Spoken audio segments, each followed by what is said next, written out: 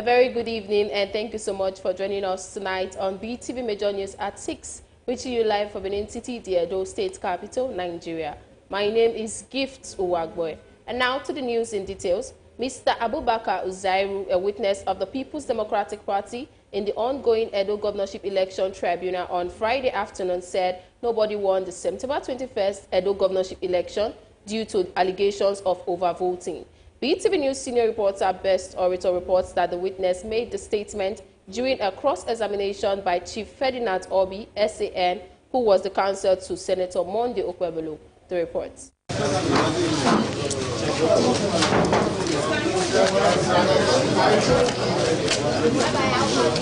The afternoon session on Friday, 31st January 2025, provided an opportunity for the PDP to call more witnesses to testify in court. Abubakar Uzairu from Owa East Local Government Area of Edo State was the next witness to testify. The witness tendered his agent card, recognized his statement on oath, and urged the court to use it as his evidence. In paragraph 7 of the witness statement, he referred to the CTC of IRF copy from EC8A, Unit 6, Ward 10 of Owan West Local Government Area. Also in paragraphs 8, he referred to the Beavers report in his deposition. All of these and more were admitted in evidence by the tribunal. Kanu Agabe SN, who is the lead counsel for INEC during the cross-examination, asked the witness if he signed the results sheet of his unit.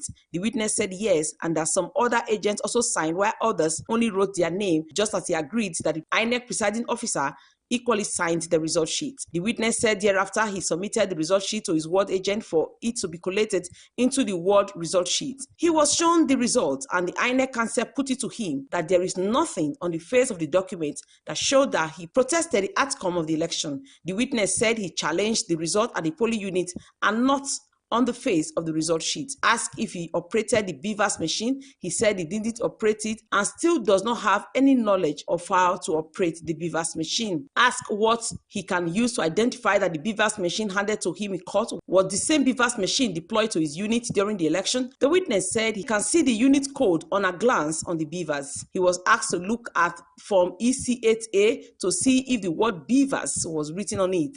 The witness said the word Beavers may not be written on the machine, but that the accreditation must pass through the Beavers. Asked who made the entries into the Beavers machine, the witness said it was the INEC official. The respondent counsel asked the witness if he wrote any documents of protest to his party official or pleas to protest the election results. The witness said he made a phone call to his party leaders. Counsel to Senator Monday Okwebolo saying asked the witness to define the meaning of overvoting. The witness said overvoting is when the total number of vote cast exceeds the total number of accredited voters. Piazuesian was pleased with the witness definition and said he would give the witness 90 over 100 marks if the witness was his student. He was asked to look at the number of accredited voters on the result sheet exhibit PDA 46, that's Unit 6, Ward 10 result. The witness said the accredited number is 233. And then in item 7, the witness also confirmed that the number of total valid vote cast is also 233. And in item 8, the witness said the total number of ballots issued is same as 233. He asked the witness to look at Form EC8B for the ward, and he was asked to confirm that the vote recorded are APC 143, Labour Party 2, PDP 88, total valid votes 233 and total vote cast 233. The witness confirmed the figures that is on the result sheet but said is incorrect. The respondent counsel asked the witness if he saw the forms EC8B before he prepared his witness statement. The respondent counsel requested that exhibit PDC 45, which is the Beavers screenshots document, be given to the witness, and that under accredited voters, he was asked to read the number recorded in the Beavers screenshot. The witness said it's also 233. Onyechi Ikpeazu said if the presiding officer took the Beavers machine and the hard copies of the original result sheet to the World Collation Center on election day, the witness said yes. Ferdinand Obi SAN, on his part, asked the witness to confirm to the tribunal that he did not tender or identify the original copy of the unit result. The witness said the one he identified is the IRF copy, and again said the original copy of the result was before the tribunal. Obi Siena directed that all the exhibits be shown to the witness and the one he signed. The witness be pointed to the document that he signed. Asked if he tendered the photocopy of his unit result sheet, the witness said he submitted to his ward agent. Asked if he tendered the certified copy of the polling unit result sheet before the tribunal, the witness said yes. But when he was asked to identify it, the witness said he cannot locate it. OBSCN said at the time the witness purportedly said he examined the screenshots of the BeeTv results on the 11th of October 2024, the said document was not in existence. The next witness from Akoko Edo, Osolaja Righteousness, a commercial motorcyclist, took his turn. He said on 11th of October 2024, he was invited to sign his witness statement. The witness mentioned in his statement forms EC8A, the CTC of IREF copy of results, and also the BeeTv accreditation report, Exhibit PJA1. He also mentioned the BeeTv machine and BeeTv screenshot, Exhibit PPDD7 and PDC7. During the cross-examination, Kanu Agabi asked if the witness is the maker of all the documents he presented. The witness said no.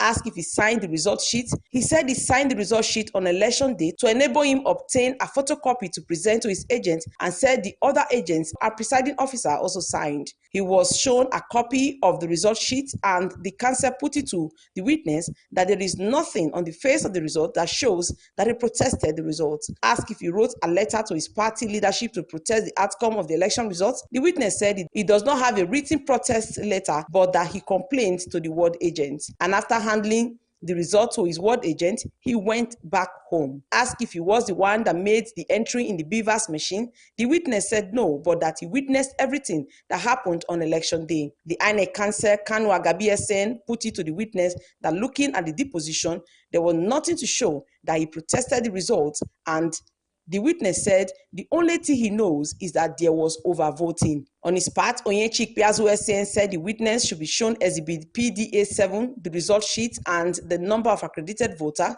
is 274, and said if all the accredited persons voted, the votes would also be 274. The witness agreed. And then at item 7, which is the total number of valid votes, counsel said the number is 274, but the witness said the rejected votes was not added. Onyechi Ikpeazu applied to tender from the bar the certified true copy of Form EC8A Ward 8, Unit 4 result of Akoko Edo local government area. Petitioner's counsel objected to the admissibility of the certified true copy document, saying that since the respondents are not the petitioners, they cannot be tendering documents. However, the document Exhibit PPHH was professionally admitted by the tribunal. The exhibit was thereafter shown to the witness to confirm the number of rejected ballots. The witness said it's showing 0, but that it was not the result he signed at the polling unit. He was asked if he has seen the forms EC8B for his ward. He said he has not seen it. Asked if he had the BeeTv machine the time he was writing his statement. The witness said no. Asked how many persons did he say was accredited. He said 274. At this point, the tribunal said the document speaks for themselves. Ferdinand OBSN during cross-examination asked the witness what is the color of Form EC8A. The witness said he does not know the color. Again, the witness later said it is yellow in color. He asked the witness if he tendered, but counsel said the PDP only received the CTC of IREV results on the 8th of January 2025. The third witness, Mutaru Yusuf, 61 years old, followed suit, identified his documents, and they were submitted in evidence. Onyechi Ikpeazu said the witness contest is that 200 people were accredited and that 218 voted, and those wrong figures were transferred and collated as part of the election result. The witness said yes. He was shown Exhibit PBI, that is the EC8B for the ward. He was asked to look at Unit 10 of Ward 7. He was asked to confirm that the votes recorded are APC 120, PDP 80, total valid votes 200, total vote cast 200. The witness said what was uploaded to IREF on Form EC8A was different. The witness was asked to check the number of rejected votes, and he said nil. When his statement in paragraph 7 was read to the witness and asked if he still stand by it, the witness in one breath said no, and turned around again to say yes. Asked if he has the BeeTv machine in his possession when he was preparing his statement, he said no, but he saw the machines during the election. The witness was asked if he knows the PW16, PW17, and PW18 because they have similar written statements. The witness said they are not in his ward. Ferdinand OBSN said in paragraph 4, the witness made reference to Form EC8A, he said yes. Asked if he tendered the original of the result sheet, the witness said no because the copy is with INEC. Ferdinand Obi, SN, then told the witness, Mutaru Yusuf, that he made a statement in paragraph 4 of his witness deposition that he saw the screenshot of the BeeTv results before he made his deposition on the 11th of October 2024. Whereas, according to the respondent counsel, the petitioners, PDP, only received the certified copy of the BeeTv results on January 8, 2025. It was at this point that the witness made a U-turn and disowned his statement on oath, saying that he will not stand by his statement. And that statement by the PW19 ended the tribunal on Friday at around 7 o'clock in the evening. Best Orator reporting for BeeTv News.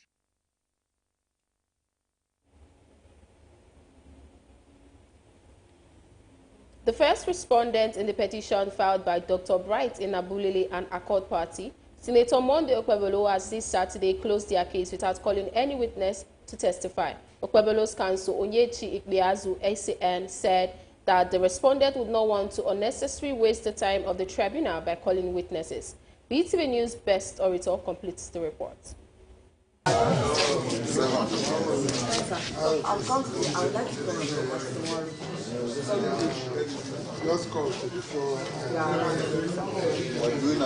On resumption of proceedings this Saturday in the petition filed by Dr. Bright in Abulele and Accord Party, the first respondent counsel, Onyechi Ikpeazu, said they were in court to open their case against Accord Party, who had last week closed their case after they called 3 witnesses. Onyechi Ikpeazu said the respondents haven't taken a critical look at the evidence presented by the petitioners, with which they joined issues and evidence. They, as respondents, have elicited sufficient evidence under cross-examination, and that they tend to rely on such evidence and not to call any witness. The respondents' counsel then told the tribunal that they respectfully will want to close their case and save the precious time of the tribunal. APC, the second respondent counsel, on their part, applied for an adjournment to enable them to call their witnesses on a later day. The third respondent said they are not opposing to the adjournment by the first respondent. The tribunal then adjourned the matter to 7th of February 2024. Thereafter, the case of Action Alliance was called. Barrister Patience Osagede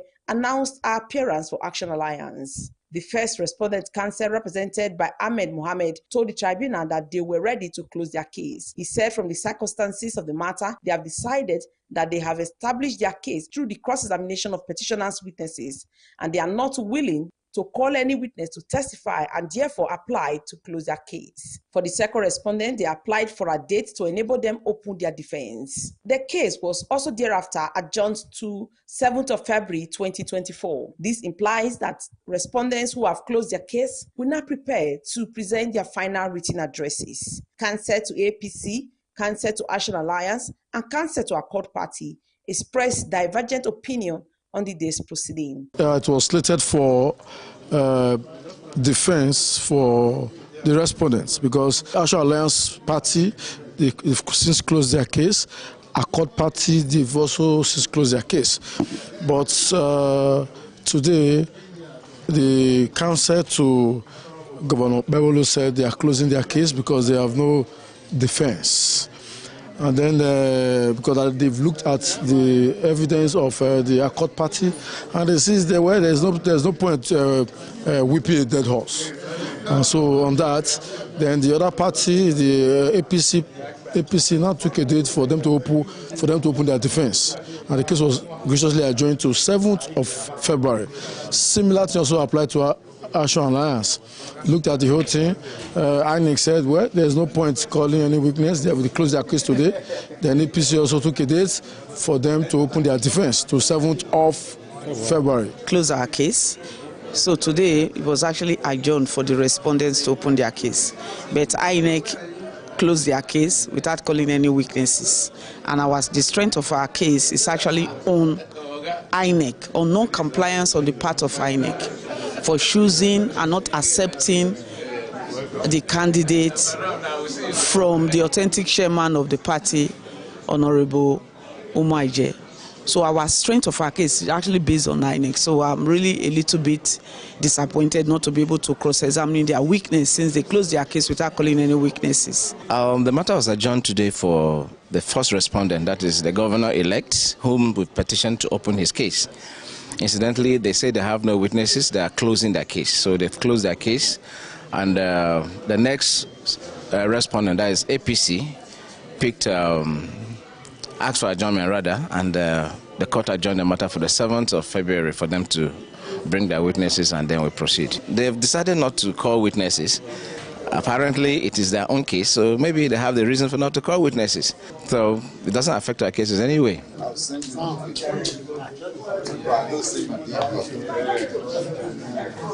Saturday's sitting in the ongoing Edo State Governorship Election Petitions Tribunal was the quickest. The two matters that were brought before the tribunal, that of the Accord Party and Action Alliance, lasted for less than 45 minutes because Respondents' Council said they were not going to call any witnesses because they were relying on the cross-examination of Petitioners' Council.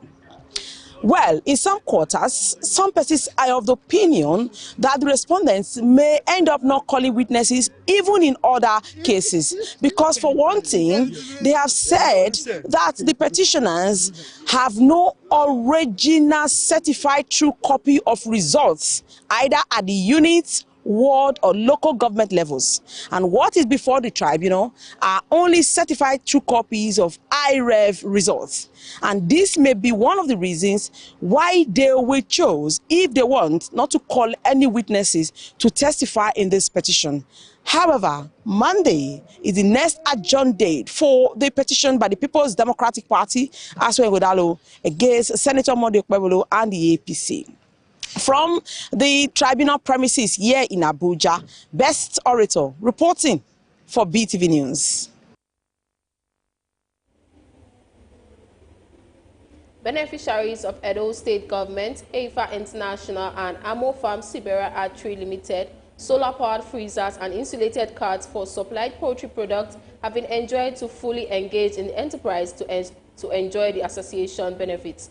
Coordinator Office of the Edo State First Lady, Mrs. Edesili Anani, was speaking at the official handover of empowerment equipment to women and youth entrepreneurs in Edo State. The report. Preceding the official handover of the solar-powered freezers, with each having one solar panel, one battery, and its accessories, as well as 4 insulated carts. The Coordinator Office of Edo First Lady, Mrs. Edesili Anani, applauded the tripartite collaboration whose beneficiaries are of Edo origin. Mrs. Anani, while noting the willingness to replicate the initiative in other senatorial districts of the state by her office, informed the initiative partners that the challenge of electricity will be brought to the notice of the state governor, Senator Monday Okpebolo, who is passionate about creating enabling environment for the uplift of the people of the state. I want to encourage you that the mansion you see today started with a stone. And these things that have been given to you, I pray that the Lord will bless and increase it. You know that in every sector, the woman is the cornerstone. And if you build a woman, as Elia said, you build a nation. I want to tell you that you're building substance today. Your name will be great. Your businesses will prosper. In the name of Jesus Christ. I'm honored to stand before you today to mark the presentation to the support pack for the entrepreneurship scheme, a collaboration effort between HEFA, AMO, and our state government under the dynamic leadership of Senator Monday Okpebolo. This initiative is a testament to our commitment to empowering our people, particularly our women and youth. Country Director Haifa Nigeria Lekan Tobe Alaba, while acknowledging the enormous contribution of Edo State government, noted that the center located in the Benin Owina Basin Authority axis of Obayanto can train 10,000 birds daily, amounting to 3.1 million chickens in the year, increase access to smallholder farmers, and provide climate and innovative technology to the value chain of poultry farming. Today, we launched this program, and I pray that it brings wealth prosperity to all the beneficiaries. And we're hoping that from today we have more of this. To God be the glory. Amen. Hip, hip, hip! Hooray! High point of the program was a guided tour of what the center offers. Glorious Isiramin reporting for BeeTv News. Governors of the People's Democratic Party are taking steps to address the ongoing crisis within the PDP, and they have advised the National Working Committee to reschedule the National Executive Council meeting for March 13th and seek the implementation of the Court of Appeal judgment regarding the position of the National Secretary to the party.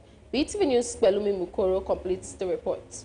The PDP's Governors Forum aims to provide a platform for the governors to discuss issues affecting their party and find a common ground. The conference room of the governor of Delta State is the venue for the all-important meeting to deliberate. At the end, the chairman of the PDP Governors Forum, Bala Mohammed of Bauchi State, read the communique of their meeting in Asaba. Top on the agenda for the 12 governors is the altercation over the position of the National Secretary at the party's National Secretariat 2 days ago. The forum noted with delight the ongoing efforts at resolving the crisis in the National Working Committee, NWC, on the position of the National Secretary, and has reaffirmed its support for the subsisting court judgment on the matter. Consequently, the forum advised the NWC to set up the machinery for the effective implementation of the Court of Appeals judgment. The forum, having examined all the notices required by law to be given to validly convoke NEC, advised NWC to reschedule NEC to the 13th of March 2025. The PDP's governor's latest move is a positive step towards a more unified and effective party by prioritizing unity and adhering to the judicial process. The governor also called on the federal government to address its macroeconomic policy. The called the federal government to either revisit or reject its macroeconomic policies to ameliorate or stop the hardship and pain that they have inflicted on Nigerians. We are in the opposition. Out of the opposition parties, I think we are doing very well. There is no party that doesn't have problems. Yes, we have problems and challenges. We are here with the National Working Committee, and we discuss extensively all our problems and challenges, some of them bordering on litigation.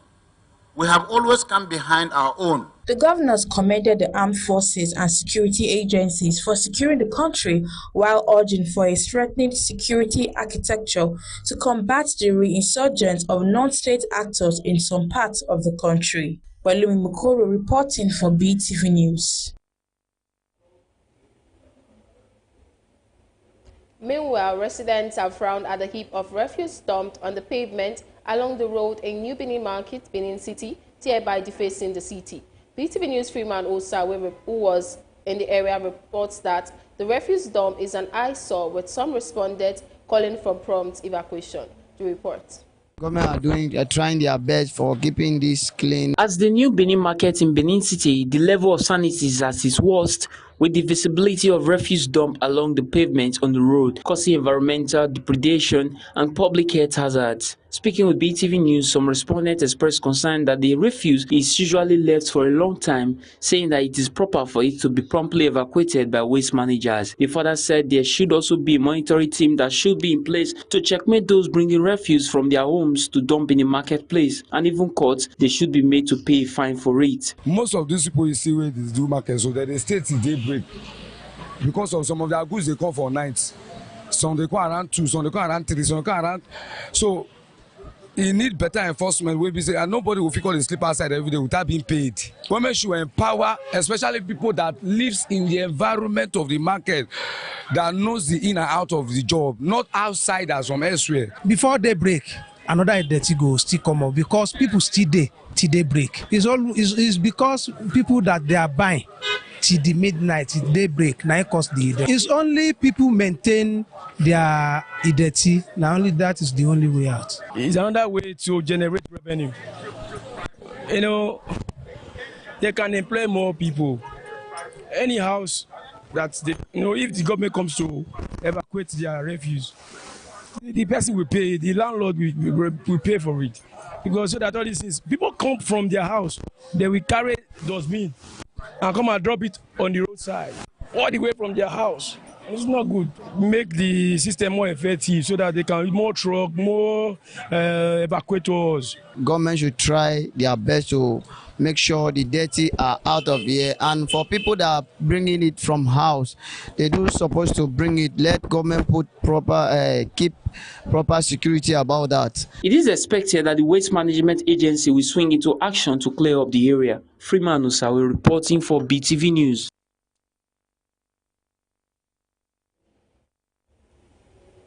Residents in Benin City, Edo State have called on Governor Monday Okpebholo and the Palace of the Oba of Benin to intervene in the conversion of the historic moat within the Benin metropolis into a dump site.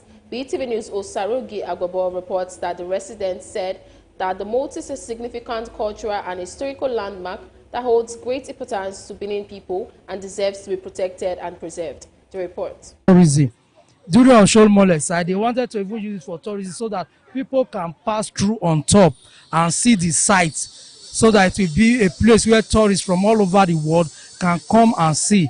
The Benin Moat, traditionally known as Iya, is a historic defensive structure constructed in the 13th and 15th centuries by two reverend Obas of the Benin Kingdom, Oba Ogwola and Oba Ewaye I. The moat was designed to safeguard the territorial integrity and sovereignty of the Benin Kingdom. As a cultural landmark, the Benin Moat holds deep significance for the Edo people, reflecting their rich history, traditions and values. The moat is an integral part of Benin's cultural heritage, symbolizing the kingdom's strength, resilience and determination. However, in recent times, the historic Benin moat has been subjected to neglect, degradation and misuse, as some of the moats have now been converted into a refuse dump site where people indiscriminately dispose all manner of debris. Speaking with BeeTv News, some residents expressed dismay and disappointment over the conversion of the heritage site into a refuse dump site, adding that people who dispose refuse into the moat carry out their activities at night when no one can see them. If you see, this place is an eyesore. Normally, this Benin City is the beauty of the state.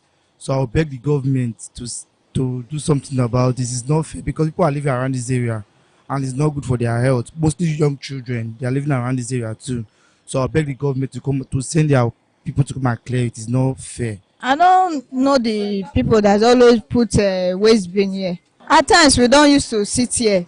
We leave here and go home because of the smell, the odor. I don't know the person that's in charge, but we are pleading them to come and put, let me say, the security that will be guarding this place. Meanwhile, the news crew observed that Ministry of Environment and Sustainability has placed a poster at the Yaro Moat prohibiting the dumping of refuse at the site. However, residents said the prohibition poster alone would not solve the issue, but called on concerned authorities to establish a monitoring team and a law be put in place to deal with those who are caught dumping refuse on the site. The Oba of Benin then that make sure that this moat was dug around Benin for the protection of the city. This is the first moat, while the other one is the second moat. And the successive state government, even like Oshomole, tried to stop it and even maybe reclaim the moat. If you go to this BeeTv side now, that side is totally covered up now.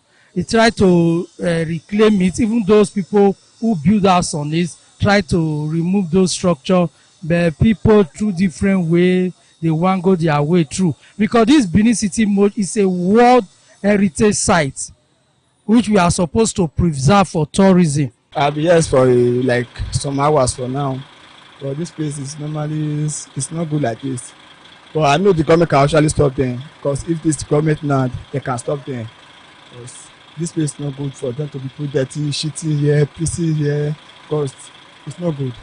It is believed that the government and other relevant authorities will swing into action to eradicate the indiscriminate dumping of refuse on the moat to protect and preserve the historic cultural heritage site. Osarogi Agbobo reporting for BeeTv News.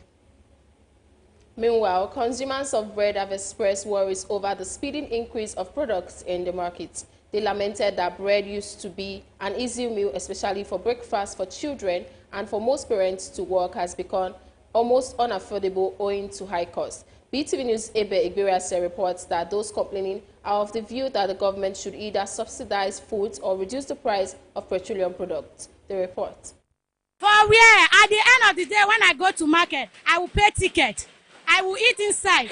The agboro will not come out again and collected their own. Bread in Nigeria and in other Western society is one food most parents and children love so much, especially for breakfast and other purposes to ease their daily provision of food in the family. But in the recent time, the product has become so expensive for most parents to afford, especially the ones they used to buy for as low as 800 naira to 1,000 naira, now 2,000 naira to 2,500 naira, leaving consumers with no choice than to occasionally buy bread. I don't know why bread cost so bread now. Bread maybe they sell for like 500 now, but they at 2,000 naira because the economic is bad. Flour too cost, sugar cost, everything costs. Imagine trader and even let them they tell bread, don't be small money they buy. So if it's the best quality of 500, no expect me selling for you 500 or 300. Not be their fault say things too cost and the economy. So make they beg me government help us. Complainers day we will buy bread, we no see no money number one. Number two, we not going to get customers before. Before sef, we fit sell that 2 board, 3 board, go whoever they happy they go out. But nowadays, whoever sell the bread sef, to bring the money or bring the capital come outside na problem because where sugar not there, flour not there, milk not there, butter not there, everything not there. When BeeTv News crew visited bakery and some sellers at Ekiosa Market, including one Mr. Odianose Egbeahe, an owner of the bakery around the vicinity, explained the cause of the high cost of bread and why the business has become uneasy for them. He added that most women who comes to buy most times do not have money to pay until they sell and return to pay afterward.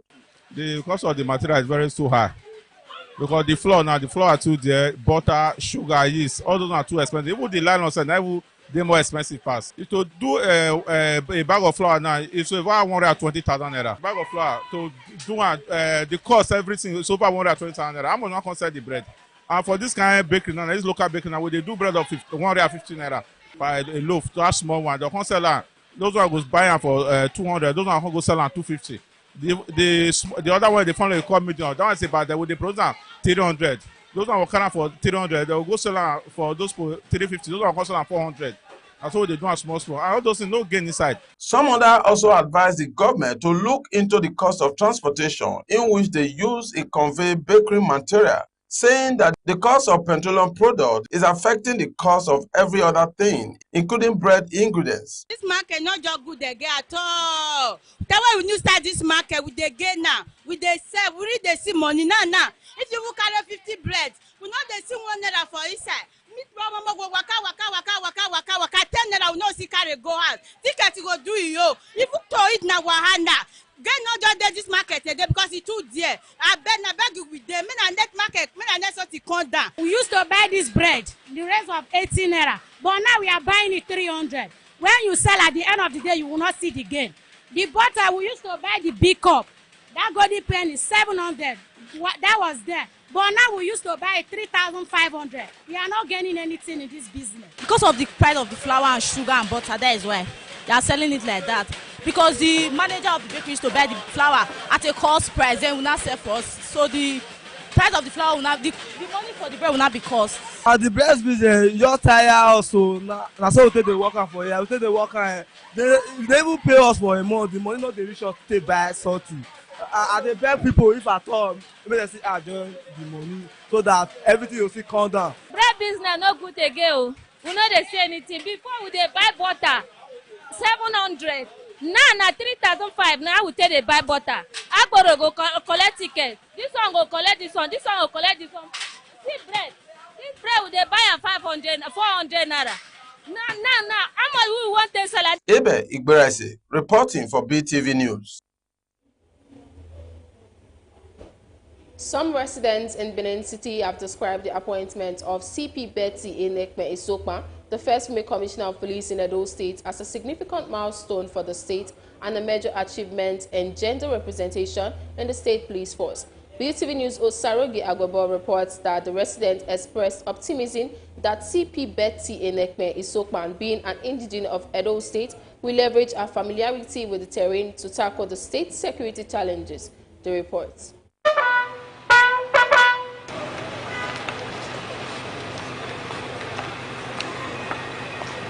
On Monday, 27th January 2025, CP Betty Enekme Isokman assumed office as the first female commissioner of police in Edo State. CP Enekme Betty Isokman, an indigene of Edo State, promised to eradicate crime in the state, with special focus on combating sex-based violence and tackling of police extortion. Against this backdrop, some residents in Benin City said the appointment of CP Betty Enekme as the first female commissioner of police in Edo State is a significant milestone in gender representation in the state police force. They expressed optimism that with the antecedent of CP Betty Enekme in the Nigeria police force, combined with her familiarity with the terrain, they are hopeful she will effectively address the state's security challenges. We prefer it will do the best for Edo State, because Edo State is the heartbeat of the country.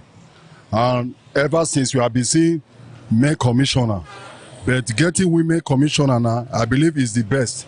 And it's going to do the best for Edo State. Yes, it's very good. I love it very well. And the woman is very, I know ever before, is an action woman.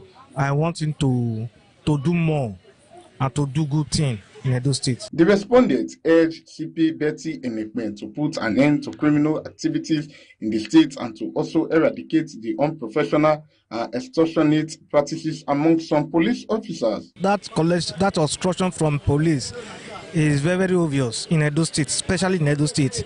To my opinions, I want them to even transfer any police that stay from 5 years upward. They should transfer all of the to another interior area. A citizen of this state becoming a commissioner of the state, well, all we need is for them to fight the crime that is going on in this state.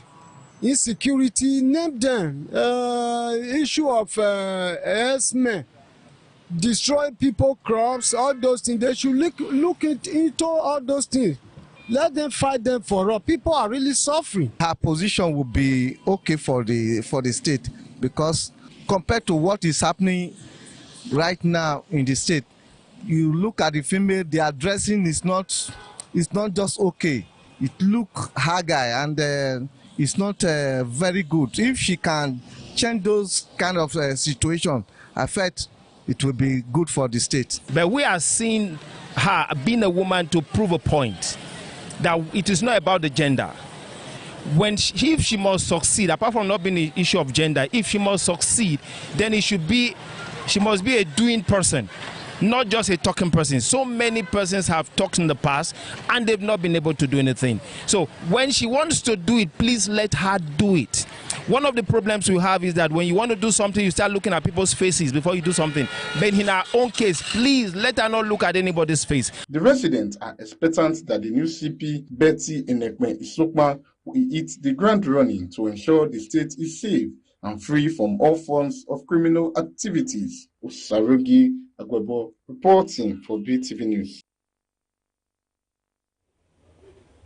Nigerian students and youth have called on university students to be more cautious when displaying excitement or jubilation within school premises. This is due to the recent announcement by the management of Sali University, ECOMA, who cancelled the already written final year exams over wild jubilation by final students, which is now a setback for the final year students. BeeTv News, Belumi Mukoro has the report.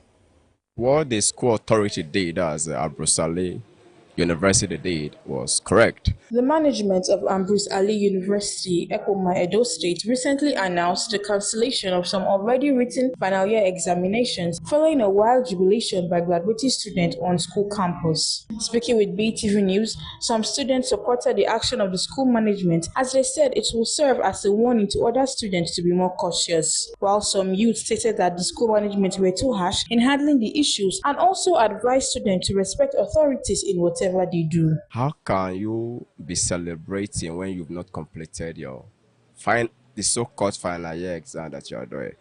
That's totally wrong.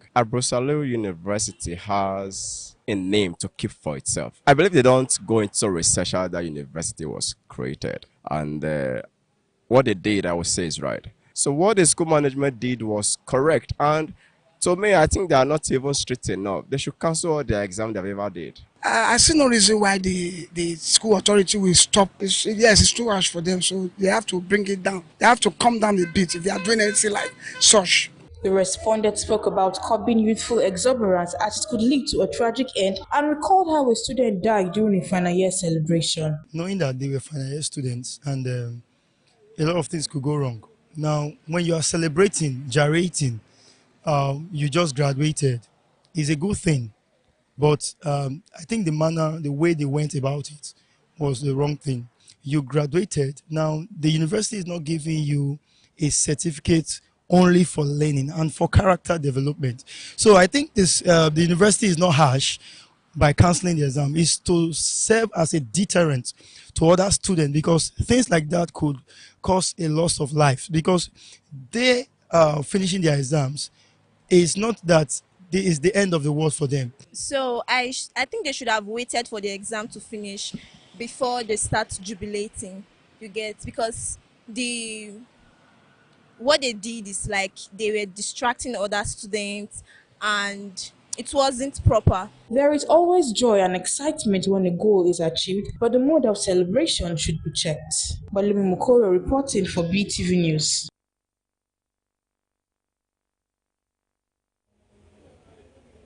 Desertification and insecurity arising from internal conflict within Lake Chad is believed to be responsible for the long-decade food insecurity in the region. On the second day of the Lake Chad Basin Governors Forum, participants appear united in addressing food insecurity across the Lake Chad region. BeeTv News' Osaroge Akobo has the details. For centuries, the Lake Chad region has been largely regarded as a source of economic hub in Africa. However, the lack of infrastructure and more recently food insecurity arising from climate change and conflict have left the region in what many have described as a sorry state, with government and other humanitarian agencies in the region now working towards a permanent solution. Something that has been on for a very long time. Subsequently, then we had internal conflicts, not regional in terms of cross-boundary conflicts, but internal conflicts. Most of the countries around the Chad Basin, especially during the pre-independence time, there were internal conflicts, some even post-independence. Then, of course, in the 80s, there were regional issues between Nigeria and Chad, and then you had rebel groups springing up in those areas. Those conflicts really impacted seriously on the economic well-being of that region. Experts say 50 million people in Africa are food insecure, and that in 2024 alone, Nigeria had lost over 850 metric tons of food due to conflict and climate change. In this zone, it's usually below 500 millimeters. Crops can hardly do without irrigation. This is a natural factor that we need to consider. Down northern Borno State, up to the Republic of Niger, Dipa province, and then up to the north of Chad, rainfall is very low. Within the Lake Chad region, for instance, the low rainfall in Borno State and other neighboring Lake Chad countries requires permanent solution by first providing climate resilient crops to farmers across the region. In 2020, in our region, West Africa, we had 15 million of persons in food insecurity. Despite all the effort that we did, today we have 50 million of persons in food insecurity in our region, in West Africa. That means that for years, Niger State has struggled with routine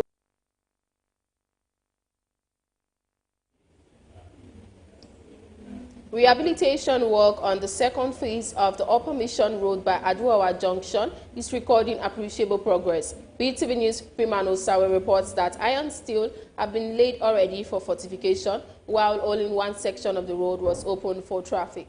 The report. So we love the way you are doing it. So I don't see the way there's no hold up here again. The Upper Mission Road by Aduwawa Junction is one of the roads being constructed by the Governor Monday Ukpewolo's administration, and this road connects to the Mission Road, Ramat Park and others. BeeTv News visit to the road shows that steel iron have been placed for fortification on the faith portion, though there were no site engineers on ground at the time of filing this report. Respondents in the area lauded the work pace in the road, but stressed the need for more effort on the rehabilitation work as the rains will soon set in. They also made an appeal for the drains to be properly built so that it can accommodate more flood waters. I would say they're fast in doing the job. I think I can see the quality of job is okay, and they are very fast. But one of the things that we will have to say add to it is that the gutter here, the drainage system here is not functioning. So if the drainage system is not functioning, the road will get bad on time. So I will tell the government of the day they should make sure that they fix up the drainage. They are doing a great job. To me, I would say it's a welcome development, seeing what is happening here. But they need to expedite their effort, you know. I'm not saying they are not trying, but they need to still expedite their effort. Before now, this road was almost a write-off. And I mean, doing this, even with the political challenge and all that, we can see that the development in those states is glaring, and we are happy about it. But with the citizens, we'll be happy. We just pray they continue and they don't relent. So far so good. Me personally, I'm satisfied with this part of the road that have already been completed.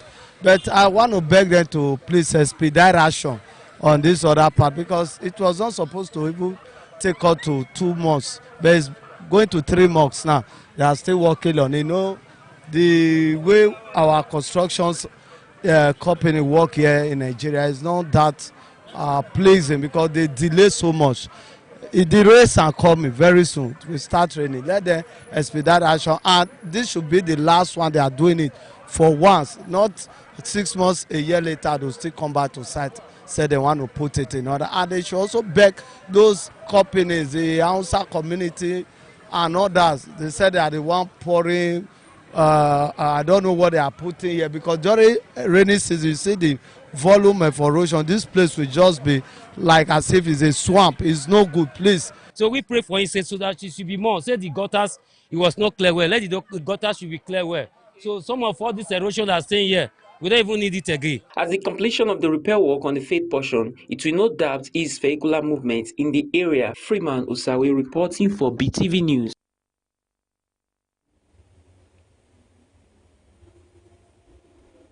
Niger State government has reaffirmed its commitment to strengthening primary health care delivery in a bid to achieve universal health coverage.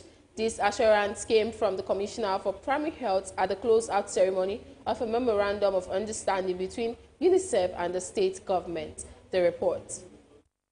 For years, Niger State has struggled with routine immunization coverage. According to UNICEF, only 33% of eligible children in the state received the Pentavir vaccine in 2020, leaving over 150,000 children unimmunized.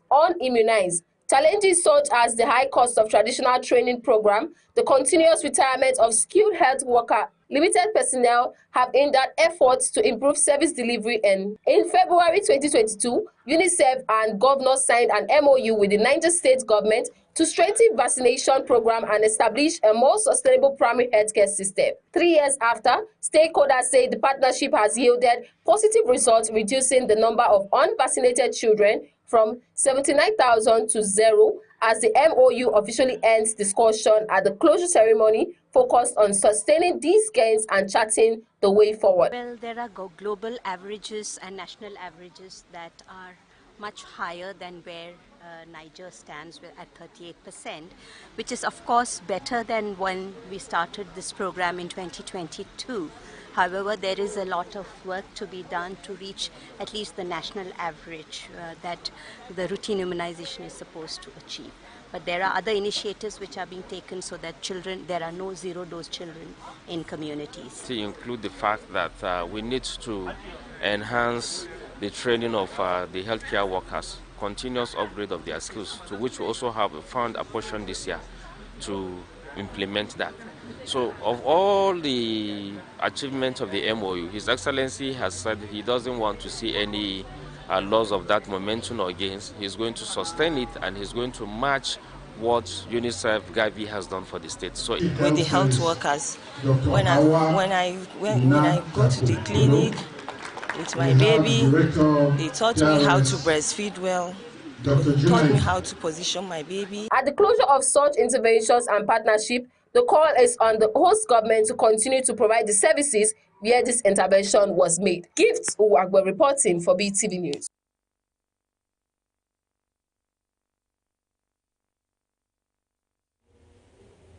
The Nigerian National Petroleum Company Limited has flagged off the construction of 5 mini-liquefied natural gas plants in Abeokuta, Kogi State, saying it's part of its commitment to driving the country's gas revolution. The initiative, aimed at expanding Nigeria's domestic utilization, is expected to boost energy access, support industrialization, and create job opportunities. BeeTv News' Amoni Agbafo has details. Political instability, corruption among law enforcement agencies, and weak governance are believed to be responsible for continued drug trafficking and dependence among youth within the region. Although laws and policies exist, these experts argue that they are not properly enforced due to corruption and limited resources at the disposal of security agencies. Agencies themselves is a really serious problem, and they lack proper training on advanced detection and surveillance methods. So to try and bring out these challenges,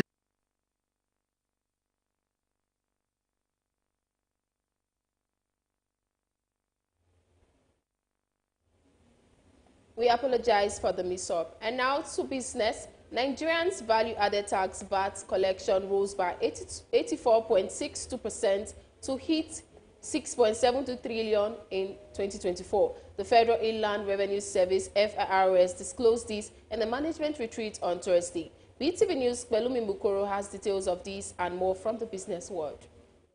The collection features reflect an 84.62% year-on-year increase compared to 3.64 trillion naira recorded the previous year. According to the data presented by FIRS Coordinating Director, Large Taxpayers Group, Amina Ado, the 2024 VAT collection demonstrated remarkable growth across both import and non-import categories. Non-import VAT, which stood at 2.93 trillion naira in 2023, rose by 75.09% to 5.13 naira trillion to 5.13 trillion naira in 2024. Similarly, import VAT more than doubled, increasing from 715 billion naira to 1.59 trillion naira, representing a 122.38% growth. Company income tax (CIT) also recorded a 102.5% rise, climbing from 3.35 trillion naira in 2023 to 6.78 trillion naira in 2024. Meanwhile, the petroleum profit tax, hydrocarbon tax, and upstream CIT segment saw a 35.2% growth, increasing from 4.26 trillion naira to 5.76 trillion naira. Education tax posted the highest YOY percentage growth, surging by 127.8% from 719 billion naira in 2023 to 1.64 trillion naira in 2024. Prospecting for 2025, the executive chairman of FIRS, Zak Adedeji, announced a 25.2 trillion revenue target. The naira further appreciated in the official market on Friday, trading at 1,474.78 naira. Data from the FMDQ Securities Exchange official forex trading platform revealed that the naira gained 11.17 naira. This represents a 0.7% increase compared to the previous day's trading figure on Thursday, when the local currency closed at 1,485.95 naira to the dollar. Trading in the investors and exporters 494.01 and a low of 1,485.95 447.50. The naira has remained stable against the US dollar since December 2024, supported by sustained reforms from the Central Bank of Nigeria. The reforms aimed at ensuring transparency in the foreign exchange market. CBN Governor Olayemi Cardoso was speaking in Abuja on Thursday at the 2025 Monetary Policy Forum, stated that recent reforms in the foreign exchange segment had continued to attract foreign investment. Mr. Cardoso reassured that the Apex Bank will sustain efforts to ensure continued inflows. The Nigeria Export Promotion Council (NEPC) has confirmed that the Central Bank of Nigeria (CBN) has approved CFA franc to be captured on Nigeria's export proceeds. NXP forms for the repatriation of export proceeds. Mrs. Noye Ayeni, Executive Director of the NEPC, disclosed this while addressing newsmen on the non-oil export performance for the year 2024 in Abuja on Friday. Ayeni said that the council had earlier managed the CBN on the inclusion of the CFA franc to boost trading. She said that the currency was one of the currencies to be received as export proceeds by the bankers. She also highlighted other efforts by the agency to facilitate exports, including certification of 400 small and medium-sized enterprise SME exporters. Balomi Mukoro reporting for BeeTv News. And now to entertainment. Award-winning artist Wizkid is set to kick off Morale Tour in May. The Grammy winner has announced dates in France, Netherlands, and Germany as is set to go on the road for the first time in nearly 3 years. The reports.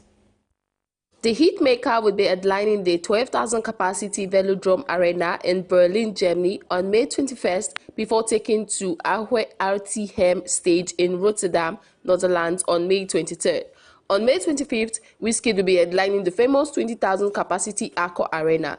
The tour is coming off the back of the release of Wizkid's sixth album, Murayo. The project, released in November 2024, features guest appearances from Afrobeat star Asake, French hitmaker Tiakola, French Gabonese singer Annie Ascardot, and American R&B stars Jasmine Sullivan and Brent Fayez. The highly anticipated tour will see the hitmaker get back on the road to perform some of the hit records with which he has cemented his place as one of the greatest Nigerian artists of the 21st century. Ahead of his 2025 tour, Wizkid will be aiming to win a second Grammy Award at the upcoming 67th ceremony, where he is nominated in the Best African Music Performance category, courtesy of his contributions to Asake's MMS. Phyno will be returning to the core city of Enugu for his annual Phyno Fest concert in 2025. The award-winning rapper made this disclosure in a visit to the state governor, Peter Mba, at his office. The musician also stated that part of his visit was geared towards intimating the governor on plans for his concert scheduled for November 2025. In the interview, Phyno also praised the ongoing development in Enugu and called on interested tourists to visit the state.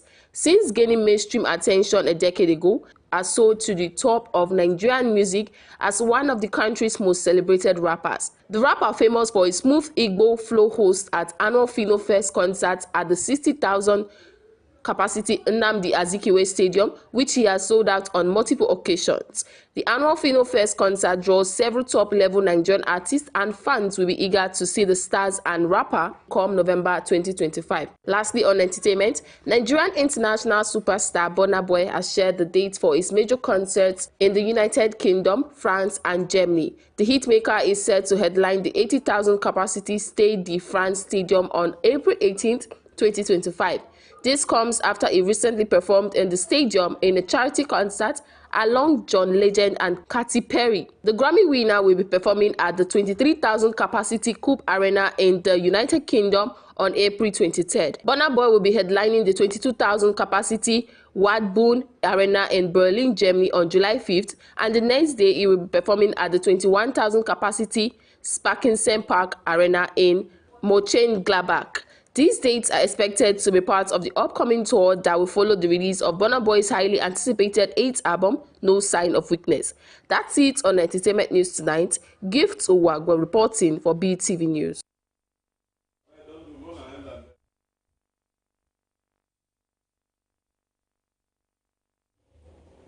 And that's the size of our news package for tonight. Many thanks for joining us. My name is Gift Uwagboy. Have a good night.